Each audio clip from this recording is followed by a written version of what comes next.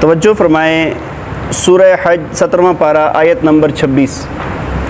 اللہ رب ذوالجلال فرماتے ہیں وَإِذْ بَوَّأْنَا لِإِبْرَاهِيمَ، اور فرمایا کہ اس وقت کو دھیان میں لاؤ، اس وقت کو خیال میں لاؤ کہ جب ہم نے ظاہر کر دی ابراہیم علیہ السلام کے لیے مکان البیت، بیت اللہ شریف کی جگہ کو، اللہ تشرک بھی شیئا، اور کیا فرمایا؟ فرمایا کہ ساتھ یہ بھی کہ یہاں پر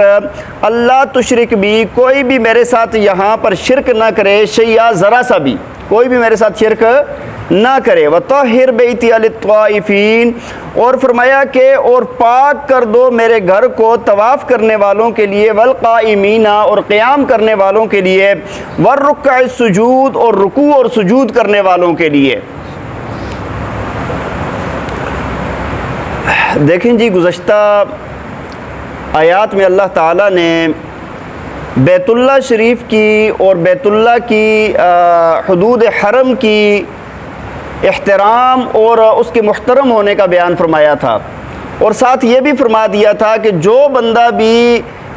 حدود حرم کا خیال نہیں رکھے گا اور اس کے اندر ظلم، سرکشی یا معصیت کرے گا تو فرمایا اللہ تعالیٰ اس کو دردناک عذاب چکھائے گا۔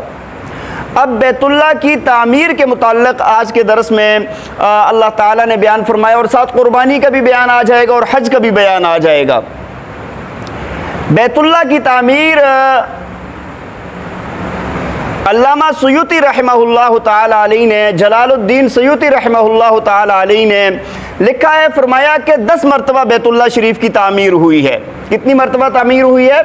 10 مرتبہ۔ فرمایا سب سے پہلے بیت المعمور کے بالکل برابر میں یہاں پر زمین پر فرشتوں نے اس گھر کو تعمیر کیا ہے۔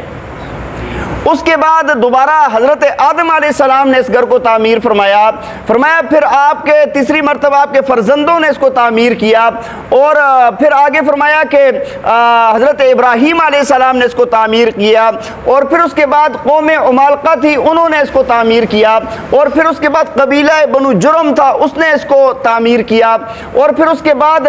قریش کے جو مورث اعلیٰ قصی ابن کلاب تھے، انہوں نے اس کو تعمیر کیا، اور پھر اس کے بعد قریش مکہ نے اس کو تعمیر کیا، جس کے اندر حضور نبی پاک صلی اللہ علیہ وسلم کی ذات گرامی بھی موجود تھی۔ آپ نے خود اپنے مبارک کندھوں پر پتھر اٹھائے اور وہاں پر لے گئے، اور اس کے بعد پھر جا کر لیکن اس تعمیر کے اندر کیا ہوا تھا؟ اس تعمیر میں یہ ہوا تھا کہ اس وقت حلال کے پیسے کم پڑ گئے تھے، تو جو بنائی ابراہیمی تھی نا، اس سے کچھ حصہ چھوڑ دیا تھا، جس کو حتیم کہتے ہیں۔ اب یہ جب رہ گیا نا، تو بعد میں حضرت عبداللہ بن زبیر رضی اللہ تعالیٰ عنہ کی جب خلافت آئی تو آپ نے اس حصے پر بھی تعمیر فرما دی، حتیم کو بھی اس میں شریک کر دیا۔ لیکن بعد میں اس کے بعد 10ویں مرتبہ جو تعمیر ہوئی وہ حجاج بن یوسف، جو بہت انتہائی ظالم تھا، اس نے حضرت عبداللہ بن زبیر رضی اللہ تعالیٰ عنہ کو شہید کر دیا، اور یہ خانہ کعبہ کی تعمیر اسی طرح کرا دی جس طرح قریش نے کی تھی۔ آج بھی وہ حتیم کا ایریا باہر ہے۔ تو یہ 10 مرتبہ تعمیر ہوئی، ان میں سے حضرت ابراہیم علیہ السلام کی تعمیر کا یہاں پر تذکرہ ہے۔ ابراہیم علیہ السلام نے جب تعمیر فرمائی اس وقت خانہ کعبہ کے نشانات مٹ چکے تھے۔ جو پیچھے تعمیر ہوئی تھی نا فرشتوں کی، آدم علیہ السلام کی، اور پیچھے جو تعمیرات ہوتی رہی، فرمایا بارش کے سیلاب سے یہ تعمیر بالکل مٹ چکی تھی۔ اب اللہ تعالیٰ نے حکم دیا کہ آپ جائیں اور وہاں پر جا کر تعمیر کریں۔ مفسرین کرام نے لکھا، فرمایا کہ حضرت ابراہیم علیہ السلام اور حضرت اسماعیل علیہ السلام وہاں پر تشریف لے گئے، اور جا کر وہاں پر جب ڈھونڈنے لگے تو اللہ تعالیٰ کی طرف سے بادل وہاں پر اس جگہ پر آ گئے، اور بادلوں سے آواز آئی کہ یہ بادلوں کے نیچے جو جگہ ہے نا، یہ ہے خانہ کعبہ والی، اور اللہ تعالیٰ نے ایک زوردار ہوا چلائی اور وہاں سے وہ مٹی وہاں سے ہٹ گئی، اور وہ جو پرانی تعمیر ہے نا اس کے نشانات سامنے آ گئے۔ اب حضرت ابراہیم علیہ السلام اور حضرت اسماعیل علیہ السلام نے مل کر خانہ کعبہ کی تعمیر کی ہے،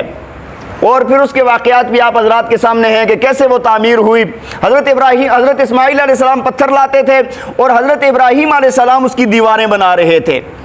ٹھیک ہے جی۔ اب جب یہ تعمیر ہوئی نا، تو اب اللہ تعالیٰ نے 2 باتوں کا حکم دیا ہے یہاں پر، جو ان آیات کے اندر آیا ہے۔ یہ تعمیر جب مکمل ہو گئی نا، تو اللہ تعالیٰ نے پہلی بات فرمائی اللہ تشرک بھی، فرمایا کہ یہاں پر میرے ساتھ کوئی شرک نہیں کرے گا، یہاں پر میرے ساتھ کوئی شرک نہیں کرے گا. شرک سے پاک ہونا چاہیے خطہ، یہ جگہ، یہ حرم کی جگہ یہ شرک سے پاک ہونی چاہیے. اب دیکھیں نا، پیچھے فرمایا کہ کوئی بندہ معصیت گناہ کرتا ہے یا ظلم سرکشی کرتا ہے تو اس کو دردناک عذاب چکھائیں گے. تو جو بندہ شرک کرے گا، جو عظیم گناہ ہے، عظیم ترین گناہ ہے، تو اس کے لیے کیا سزا ہوگی پھر؟ لیکن حضرت ابراہیم علیہ السلام کے زمانے میں تو ایسے ہی رہا کہ وہاں پر شرک سے پاک تھا، لیکن بعد میں لوگوں نے کیا کیا، آہستہ آہستہ کرتے کرتے کرتے جب نبی علیہ السلام کا زمانہ آیا نا، تو خانہ کعبہ کے اندر اور خانہ کعبہ کی